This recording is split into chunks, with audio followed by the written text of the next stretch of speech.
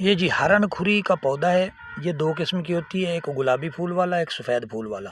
یہ دیکھیں قریب کر کے دکھا رہا ہوں تاکہ پھول کی اچھی پہچان ہو، اور یہ اس کے پھول نکلنے والے ہیں، اور یہ پودا ہے، اس کی بیل ہوتی ہے، کسی بھی چیز پہ ہو اس کو چپک جاتی ہے، اس پر چڑھ جاتی ہے، اس پہ سوار ہوتی ہے، تو اس کو کہتے ہیں ہرن کھری۔ اگر اس کے بیج مل جائیں جریان دھات اسلام کے لیے اور منی پیدا کرنے کے لیے بہت لاجواب ہے، بہت لاجواب ہے، منی بہت کثرت سے پیدا ہوتی ہے، اس کے کھانے سے منی کثرت پیدا ہوتی ہے۔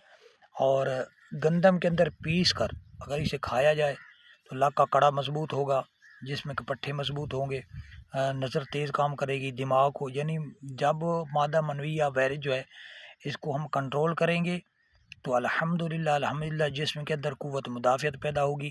جسم کے اندر بہت فائدے ہیں کیونکہ پوری پاور اسی میں ہوتی ہے، جسم کا نظام اسی پہ چلتا ہے، طاقت کا، قوت کا پورا نظام۔ ہمیں اسے ضائع نہیں کرنا چاہیے، جتنی کوشش کریں ہم اسے محفوظ رکھیں جسم کے اندر، تو اس سے کثرت سے پیدا ہوتی ہے۔ اگر ہم اسے استعمال کریں گے تو ہمارا بیرج، ہماری منی، ہمارا بیج جو ہے یہ کثرت سے پیدا ہوتا ہے۔ جب کثرت سے پیدا ہوگا تو الحمدللہ جسم کے اندر بہت فائدے ہیں۔ ضروری نہیں ہوتا کہ جناب شادی شدہ حضرات ہی یہ کھائیں، یا اگر بیوی کی ضرورت ہے تو اسے استعمال کیا جائے۔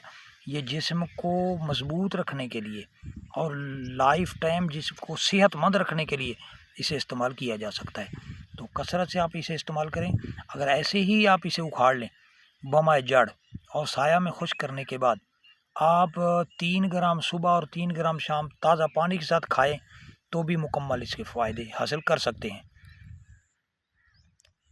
دعاؤں میں یاد رکھنا، اپنا خیال رکھنا۔ السلام علیکم ورحمۃ اللہ وبرکاتہ۔